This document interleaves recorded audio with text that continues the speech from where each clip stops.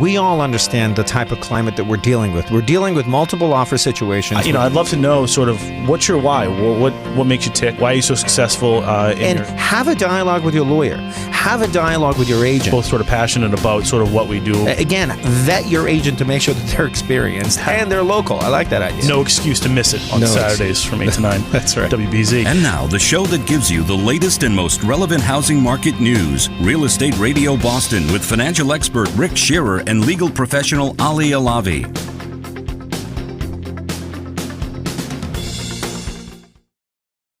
What's going on at Patch of Land? First, if you just tell us a little bit about the concept, the business, and what you guys are doing. Sure. In a nutshell, Patch of Land is an attempt to bring a level of standardization and access to what has been a traditionally very closed and opaque and hyper-fragmented market, which we all know, commercial real estate exists as in the past.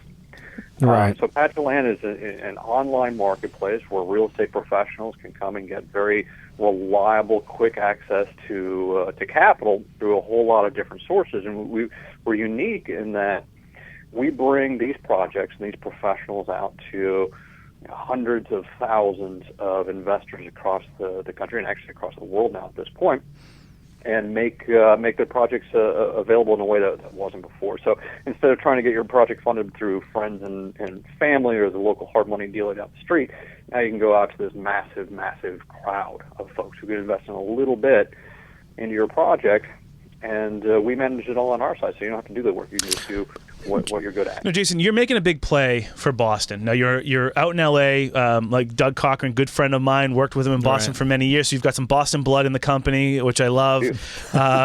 You're making a big play for Boston, and why is that? What do you see in Boston that you think is going to help the developers, really a safe bet in Boston? What's leading you to this area? Well, so part of what we do is we take a look at about 4,000 data points at this particular point on properties and markets and submarkets to determine what the actual risk is of a particular project, a particular property, a particular plant. And in doing so, we want to find the best places to invest. And we periodically put out these reports and make them available to both our investors and our developers. And as it turns out, Boston has some very, very strong fundamentals. We're a little bit behind the curve in certain areas there where we're showing a very strong potential for quick appreciation in particular asset classes. But it's one of the big markets that really hasn't been overinflated, say like a Brooklyn or Manhattan or even a Los Angeles might be. Well, we happen to agree with you because I think we have a very, very unique set of elements here. I mean, we obviously have a very strong financial industry here. We have wonderful healthcare here, massive. I mean, very, very strong hospitals. We got tremendous amount of influx of individuals here to get educated, universities, and we also have a very strong biotech sector. Yep. So I think there's a lot of elements that sort of add stability, add influx of individuals into the city, which certainly supports that appreciation. And we completely agree. And we're able to take a look at the inventory, the absorption rate. We're able to take a look at demographics, job growth, unemployment trends, and so on. And it all is adding up to be a perfect environment for investing in Boston. Fight it forward. Yeah. Let's talk a little bit about that. Then I want to get into the gym that you've got going and all this cool stuff you're doing there, changing people's lives. But let's start with Fight It Forward. Yeah, fighting for it's simple. I think I know the secret to happiness. Everybody wants to be happy. And after reading a lot of things that are written by other people, I think it's simple. And you got about maybe 70%. If people experience freedom, fun, belonging, or family, power or empowerment, feeling like they can affect their own outcomes, if you will. Freedom, fun, belonging, empowerment, acknowledgement, and appreciation. Right. Sometimes you just need to be acknowledged. You don't need anything else. If people experience all those things, they're going to be happy. If they experience about 4 of those things, they're pretty good. And the more you experience those things with other people, the stronger your relationships with those people are, whether it's intimate or whatever. That's the key to happiness, in my opinion. And regardless of it's your business or whatever it is, you're fighting for something that's going to achieve that happiness. And I think people need to focus on that. And I find the sure way to achieve those things, not begging someone to let you belong or, begging for your freedom, is to help other people experience these things. Right. By helping someone experience freedom, by helping someone have fun, by helping another person experience acknowledgement, all these things, you experience them yourselves. It's a fact. Right. And so the push is for your own good. Get out there and start making sure other people are experiencing these things. Don't stop focusing on yourself. Some people can't even get to those things because they don't have a roof over their head or water. Right. They can't even focus on those 6 things. But the unique thing about this Fight It Forward is the fact that you're adding the social media element to all of this. Well, so this is the whole thing. How do we do it quickly? Yeah. Right. How do we scale? And using social media, instead of taking pictures of your beautiful hair, He's talking about me, by the way. Right. I bought tennis shoes. I'm at the Lakers game. Who cares? Right. Take pictures ever so often of someone just did something for me, or you holding the door for someone else. Something simple. Pass that on, because people, if I started clapping right now, you guys would start clapping. If they see you do something, they're going to do it. And that's the quickest way to spread this movement. Fight It Forward is just pay it forward, so that you can be happy by making other people happy. Yeah, tell us a little bit about where you're at now with the club, the following that you have, and then what do you plan on doing with that as you move forward? It's about extending community. Going back to the Everybody Fight It Forward thing, people now have a place to come do these things that we're talking about and experience all these things. It's a community. That's more important. We have the same treadmills and bags as anybody else, but we've been able to, through the way our staff interacts, make people want to interact. Nobody wears headphones in our gym, So how do we spread that? That's really what it's coming down to for us right now. How do we build? Because there's so many gyms right now, and no one they go in, they shut out the world, they sit on the treadmill, and there's 200 people in a gym right now, and they're not speaking to each other. Right. How do we export this type of community vibe into other gyms?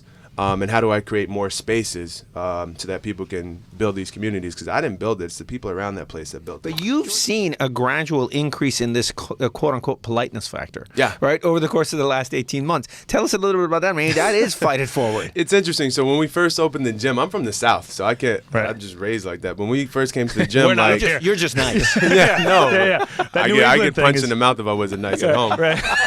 But you start. I'd open the door for someone, and they look at me like, "What in the world are you doing?" And you'd say, "Hey, how you doing? How's your day?" They look at you like, "What in the world are you doing?" When Right. you walk in, they weren't used to that. Yeah. And now people come and tell our front desk, "Hey, how you doing? How's your day?" They're actually, Right. And I think it's gone a long way because I know they do it outside the gym, And so now when you come to the gym, you see it's 18 months. It took 18 months. Everybody's opening the door for each other. They're saying, "Hi, how you doing?" like 10 times. Right. Like they're just wired to do it.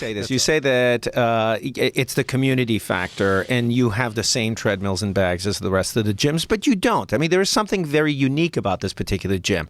I mean, technologically, you guys are way more advanced than any other gym that I know about. Yeah, I mean, in terms of programming, and I mean, we write 8 different workouts every week. So what we're doing right now is we're building a modular boxing fitness program that can go in any gym in the nation. Right. We'll pilot it here in Boston, and with a few places. We'll announce more about that later.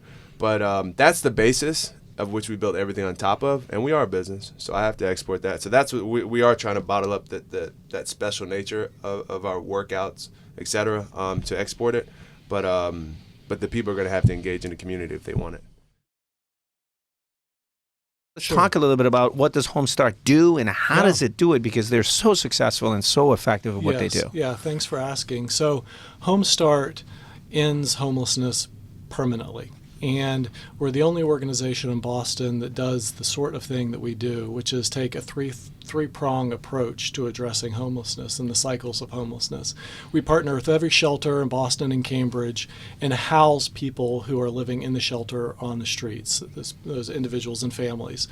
We also provide stabilization services once they're housed, and then we do a lot of work on the prevention side to keep a person or a family from experiencing homelessness at all. I think that a lot of people have this misconception that a homeless person is the person that's sleeping in a maybe have some mental health issues and are living in alleyways. Yep. I mean, that's a very small percentage of the homeless. Is that correct? That's correct. It's really the people that don't want to be homeless. is who you're actually able to help. That's right. And so, I have story after story after story of the intervention in the family's lives that it's changed. But just the exact example you gave, Rick, of the mom who MBTA shuts down for a couple of weeks, her kid gets sick right afterwards, so she loses her job.